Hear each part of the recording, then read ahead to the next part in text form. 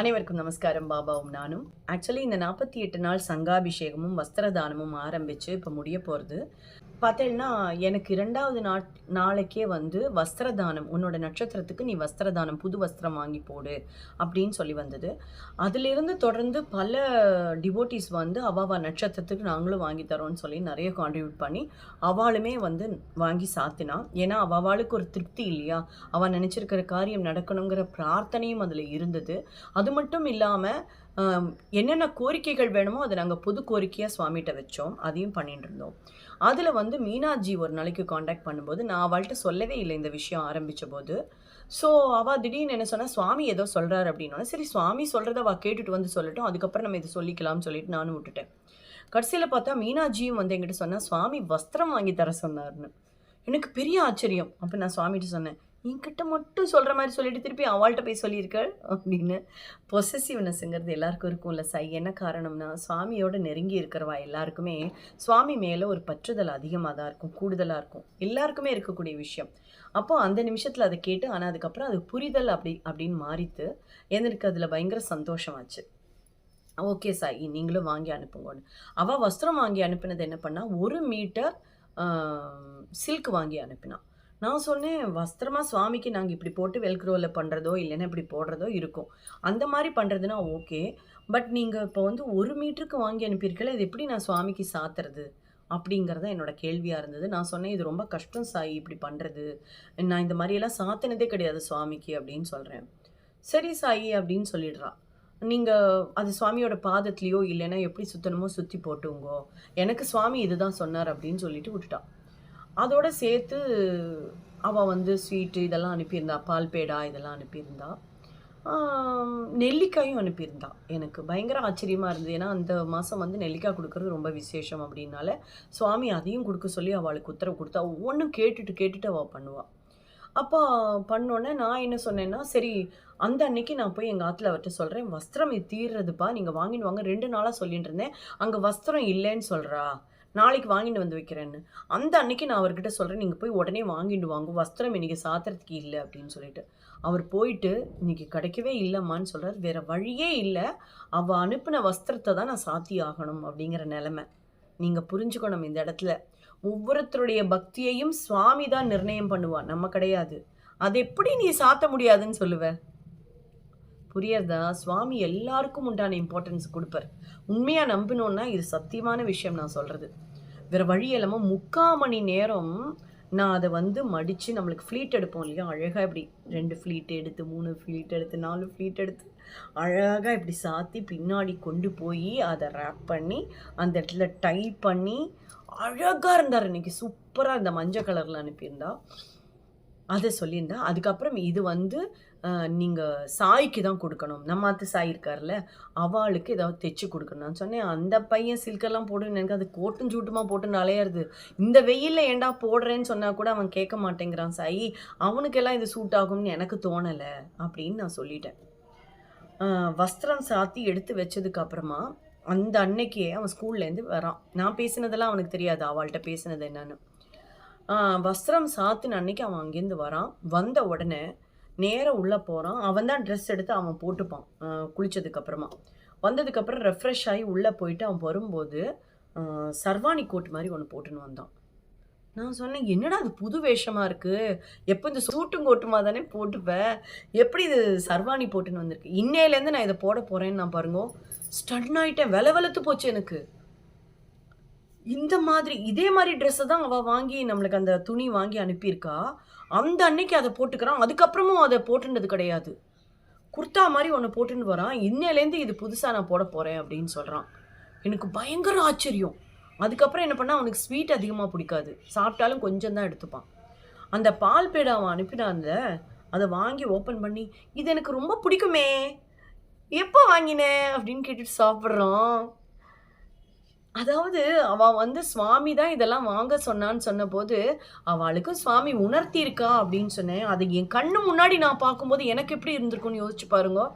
ஒரு குழந்தை ரூபத்தில் வந்து சுவாமி அதை அக்செப்ட் பண்ணுறார். நான் இன்னையிலேருந்து இந்த ட்ரெஸ்ஸை போட்டுக்க போகிறேன், இன்னையிலேருந்து இந்த ஸ்வீட் எனக்கு பிடிக்கும். ஸ்வீட்டே பிடிக்காத ஒரு குழந்தை, எனக்கு ஒரு சம்பவம் நடந்தது, நான் உங்களுக்கு அதை சொல்லியிருப்பேன். அதே சம்பவத்தை என் கண்ணு முன்னாடி இன்னொருத்தருக்காக நடத்தி காமிக்கிறார் சுவாமி. ஸ்வீட் பிடிக்காதுன்னு சொல்லுவான், கொஞ்சோண்டு எடுத்துட்டு போருமான்னு சொல்லிடுவான். எனக்கு இது பிடிக்கும்னு உனக்கு எப்படி தெரியும்னு கேட்டான் பாருங்க. போடுறா தாக்குடாங்கிற மாதிரியே இந்த சத்தியமா சாயி, இது நம்பினும் நம்புங்க, நம்பலைன்னா போங்க. இதை வந்து அந்த 7 வயசு குழந்தை என்கிட்ட சொல்லும்போது எனக்கு எப்படி இருந்திருக்கும் ஒரு நிமிஷம். மீனாஜி, யூ ஆர் ஸோ பிளஸ்டு. உண்மையிலேயே சொல்கிறேன், கொஞ்சம் பொறாமையாக கூட இருக்குது. எவ்வளோதான் நம்மளுக்கு பிளஸ்ஸிங் கிடைச்சாலும் எனக்கு உலகத்தில் இருக்கிற அன்பை மொத்தமாக கையில் கொண்டு வந்து கொடுத்து இதுதான் அன்புன்னு சொன்னான்னு வைங்கோலேன், இனியும் எங்கேயாவது கொஞ்சோண்டு அன்பு விட்டு போயிருக்கான்னு சொல்லி தேடுற ஆளுன்னா சுவாமியோட அனுகிரகத்தை நான் அப்படி பார்க்குறேன்.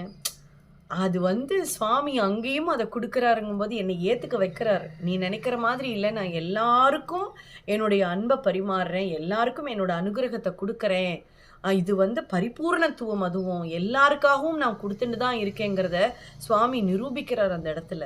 இதை நான் உங்கள்கிட்ட சொல்கிறதுக்கு காரணம் என்னென்னா, ஒவ்வொரு சோலும் இந்த உலகத்தில் சுவாமியோட கனெக்ட் ஆகிருக்கிற ஒவ்வொரு சோலுக்கும் நான் சொல்கிற ஒரு விஷயமா எடுத்துங்கோ, சுவாமி உங்களோட கனெக்ட் ஆகிருக்கார், நம்புங்கோ.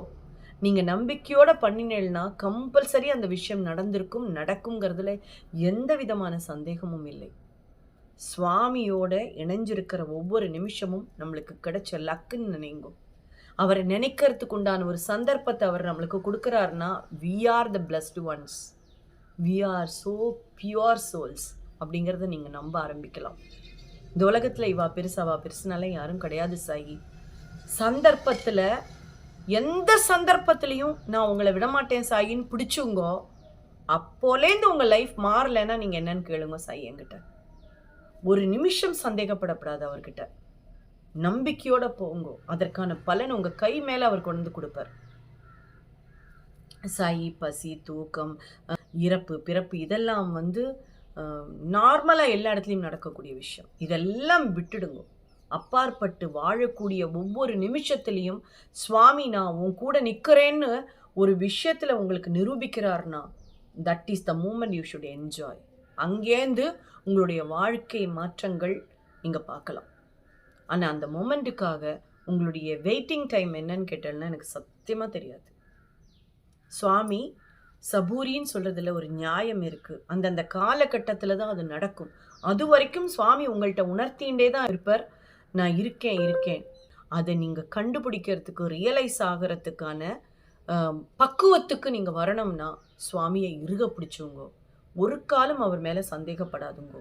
என்ன கோபம் வந்தாலும் அவருடைய நாமஸ்மரணா விடாதுங்கோ. தீர்க்கமாக நம்புங்கோ. அவர் நம்மளை கைவிட மாட்டார்னு 100% நம்புங்கோ. கம்பல்சரி அவர் உங்கள் பக்கத்தில் வந்து நிற்பார். எவ்வளோ பிரச்சனைக்கு நடுவுலையும் அவர் உங்கள் கூட நிற்பார். அதுக்கப்புறம் என்ன சாய் வரணும்? என்ன பிரச்சனை வந்தாலும் என்ன, அர்ஜுனன் கூட கிருஷ்ணன் இருக்கிற வரைக்கும் அர்ஜுனனுக்கு ஏதாவது நடக்குமா? அந்த மாதிரி தான் சுவாமி. அவர் தான் நமக்கு சாரதி. நம்மளை கொண்டு போய் சேர்க்க வேண்டிய இடத்துல பத்திரமா கொண்டு போய் சேர்ப்பார். நம்பி இருக்கணும். அந்த நம்பிக்கையை மட்டும் நீங்கள் விடாமல் பிடிச்சுங்கோ. அதுதான் இருக்கிறதுலே சூக்ஷ்மமான விஷயம். ஒரு சந்தர்ப்பத்தில் எனக்கு இது வேணும் அப்படிங்கிறோம், அது கிடைச்சதுக்கப்புறம் அடுத்த நிமிஷம் நம்ம என்ன யோசிக்கிறோம், இது கிடைக்குமா அப்படின்னு. சுவாமிக்கு நன்றி சொல்லவே மறந்துடுறோம். 10,000 ரூபா நம்மளுக்கு ஒருத்தர் தரணும் சாயி, 5,000 ரூபா கொடுத்துட்டா நம்மளுக்கு 5,000 ரூபா கிடைச்சதுன்னு சொல்லி சந்தோஷப்படுவோமா? மீதி 5,000 இன்னும் கிடைக்கலையேன்னு சொல்லி சங்கடப்படுவோமா? உண்மையை சொல்லுங்க. ஐயோ இன்னொரு 5,000 இன்னும் கிடைக்கலையே, அது எப்போ கிடைக்குமோன்னு சொல்லி சங்கடப்படுவோம். இந்த 5,000க்கு சுவாமிக்கு நன்றியும் சொல்ல மாட்டோம். இந்த 5,000 கடத்துல நம்மளுக்கு சந்தோஷமும் இல்லை. நம்மளாம் என்ன மனுஷா சாயி? நல்லா யோசிச்சு பாருங்க. நம்மளுக்கு சந்தோஷப்பட நேரம் இல்லை, சரியா? ஒரு நன்றி சொல்ல நேரம் இல்லை, கிடைச்சதே அப்படின்னு சொல்லி ஆத்மார்த்தமாக திருப்தி படுறதுக்கு நேரம் இல்லை. மனசு குரங்கு மாதிரிங்கிற மாதிரி அடுத்த நிமிஷம் அடுத்ததுக்கு தாவறது பாருங்க. அங்கே தான் சாயி நம்ம தோற்று போகிறோம். நம்மளால் சந்தோஷத்தை அனுபவிக்க முடியல, நிம்மதியை அனுபவிக்க முடியல. எப்போ பார்த்தாலும் ஒரு எதிர்பார்ப்பு, ஏமாற்றம், சங்கடம், துக்கம், இதுலேயே பாதி வாழ்க்கையும் போயிடுறது. மிச்சம் மீதி இருக்கிறது இந்த உடம்பு படுத்திச்சுன்னா மொத்தமும் போச்சு. மனசு கோணிச்சுன்னா உடம்பு போயிடும், உடம்பு போச்சுன்னா மொத்தமும் போயிடும். இதை ஏன் நம்ம பலரும் யோசிக்க மாட்டேங்கிறோம்? அந்தந்த நிமிஷங்களை என்ஜாய் பண்ணுங்க சாயி. இந்த நிமிஷம் நான் ரொம்ப ஹாப்பியாக இருக்கேன். என்ன காரணம்னா சுவாமியை பற்றி பேசின்னு இருக்கேன். அதற்கான நேரம் சுவாமி எனக்கு கொடுத்துருக்கார். அது போரும் எனக்கு. I am the happiest person in the world. வேறு எது இருக்குது இல்லைங்கிறத பற்றியெல்லாம் நான் கவலைப்படலை சாயி. எனக்கு மொத்தமாக நிறைய கொண்டு வந்து கொட்டி வைக்கிறான் சாப்பாடு, சரியா? என்னென்னமோ பலவிதமான பலகாரங்கள் எல்லாம் வைக்கிறான். எனக்கு ஸ்வீட் பிடிக்கும், அதுவும் மில்க் ஸ்வீட் ரொம்ப பிடிக்கும். இதெல்லாம் எனக்கு வைக்கிறா முன்னாடி. எவ்வளோ என்னால் சாப்பிட முடியும்? எவ்வளோ என்னால் சாப்பிட முடியும்? அவ்வளோதான். இதுதான் வாழ்க்கை. என்னால் எவ்வளோ அனுபவிக்க முடியுமோ அதை தான் என்னால் அனுபவிக்க முடியும். பக்கத்தாத்தில் வைர மூக்குத்தி போட்டுருக்காளா, ஐயோ எனக்கு அது கிடைக்கலையே நினச்சிட்டோமான நம்ம சந்தோஷம் அவுட்டு. பொருள் மேலே எதுக்கு இவ்வளோ ஆசை? புத்தர் காலத்திலேயே சொல்லி வச்சுட்டு போனது, ஆசையே அழிவுக்கு காரணம் சொன்னார். நம்ம பேராசைப்படுறோம். அடுத்தவன் வீட்டில் வண்டி வாங்கிட்டானா நம்மளும் வாங்கிடணும். அவள் வீட்டில் 15 சென்ட் வாங்கினானா நம்ம ஒரு அட்லீஸ்ட் ஒரு 18 சென்ட்டாவது வாங்கணும். அவள் டபுள் பெட்ரூம் வாங்கினானா நம்ம ட்ரிபிள் பெட்ரூம் வாங்கணும். யாரு கூட போட்டி போடுற? யாருக்காக போட்டி போடுற? நீங்கள் உங்களுக்காக சந்தோஷமாக இருக்கணுமா, மற்றவாளுக்காக சந்தோஷமாக இருக்கிற மாதிரி நடிக்கணுமா? ஒரு ரூமில் இருந்தால் கூட நம்மளுடைய சந்தோஷமும் நிம்மதியும் அடுத்தவாளை சார்ந்ததாக இருக்கக்கூடாது.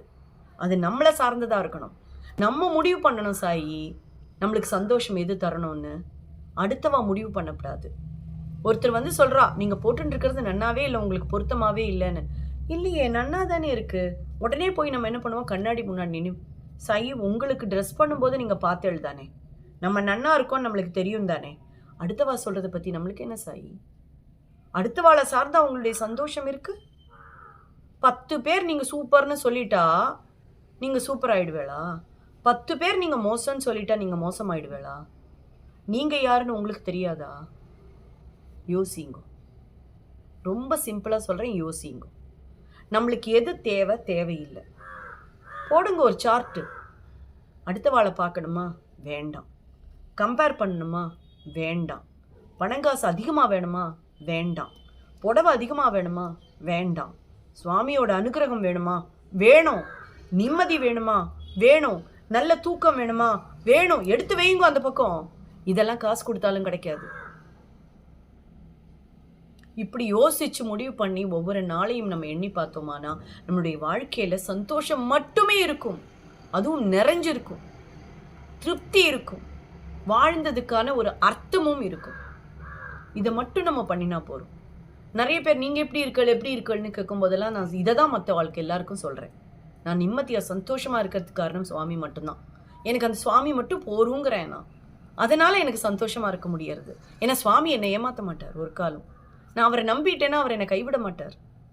அவ்வளோதான் சாய். வாழ்க்கை ரொம்ப சிம்பிள். நம்ம காம்ப்ளிகேட் பண்ணிக்கிறோம். போட்டு அங்கே ஒரு முடிச்சு போட்டு இங்கே ஒரு முடிச்சு போட்டு இது அதுன்னு போட்டு ஏகப்பட்ட மனக்குழப்பங்களில் உட்காந்து கடைசியில் நிம்மதியும் போய் சந்தோஷம் போய் உடம்பும் போய் டாக்டர்கிட்ட கொடுத்துட்டு வருவோம் ஃபீஸை. 10 லட்சம் ரூபா, 20 லட்சம் ரூபா. யாருக்கு அதனால பிரயோஜனம்? ஒருத்தருக்கும் பிரயோஜனம் இல்லை. இருக்கிற வரைக்கும் நிம்மதியாக சந்தோஷமாக அரைக்கவளம் சோறு சாப்பிட்டாலும் சுவாமியால் கிடச்சதுன்னு சொல்லி சாப்பிட்டு பாருங்க, தேவாமிர்தமாக இருக்கும். யார்கிட்ட சொல்கிறது சாய்? இன்னைக்கு இந்த நீங்கள் பதிவை பார்த்தேன்னா உங்களுக்கு ஒரு தெளிவு கிடச்சதுன்னா அதில் எனக்கு ரொம்ப சந்தோஷம். உங்களுடைய எண்ணங்கள் அது செம்மைப்படுத்தப்பட்டதுன்னா அதில் எனக்கு பயங்கர சந்தோஷம். உங்களுடைய வாழ்க்கை இந்த மூமெண்ட்லேருந்து மாறுறதுன்னா அதில் எனக்கு பரம சந்தோஷம். நீங்கள் நன்னா இருந்தால் நான் நன்னா இருப்பேன் சாய். இதில் மாற்றமே கிடையாது. நான் அன்னைக்கு சொன்னதான் இன்றைக்கும் சொல்கிறேன். அடுத்த அலைக்கு பாயசம்தான். தொடர்ந்து இணைந்திருங்கள். பாபாவும் நானும். மறந்துட வேண்டாம், வரப்போகிற 13ஆம் தேதி அன்னைக்கு சத்ரு சம்ஹார யாகம் நடக்க இருக்கு. நம்மளுடைய வாழ்க்கை மாற்றத்திற்கான ஒரு பெரிய யாகமாக கூட இருக்கலாம். 2026 நம்மளுக்கு ரொம்ப ரொம்ப ரொம்ப செல்வ செழிப்போட சகல சௌபாகியங்களோட நிம்மதியோட சந்தோஷமாக குடும்பத்தோட ஒற்றுமையாக சௌபாகியமாக வாழறதுக்கு உண்டான ஒரு ஆண்டா மலர வைக்கக்கூடிய ஒரு யாகமாக அது அமையும் அப்படிங்கிறதுல எந்த விதமான சந்தேகமும் இல்லை. ஸோ உங்களுக்கும் பங்கெடுத்துக்கணும். இது வரைக்கும் பங்கெடுத்துக்கல என்ன பண்ணுறதுன்னு கேட்டால் கீழே தெரிகிற நம்பருக்கு காண்டாக்ட் பண்ணி உங்களுடைய பெயர், நட்சத்திரம், கோத்திரம் எல்லாத்தையும் பதிவு பண்ணுங்கோ. ஒருத்தருக்கு 522 ரூபாய் சங்கல்ப தட்சணை. உங்களுடைய வீடு தேடி பிரசாதம் வரும். அதற்கான அஞ்சல் கட்டணம் வசூலிக்கப்படும். உங்களை ஒரு குழுவில் ஆட் பண்ணுவோம். அந்த குழுவில் எல்லா விதமான அப்டேஷன்ஸும் கொடுப்போம். நேரடியாக வந்து கலந்துக்கணும்னா லொக்கேஷனும் ஷேர் பண்ணுவோம். ஸோ தொடர்ந்து இணைந்தீர்கள். பாபாவும் நானும் மீண்டும் சந்திப்போம். நமஸ்காரம். ஓம் சாய்ராம். ஜெய் சாய்ராம்.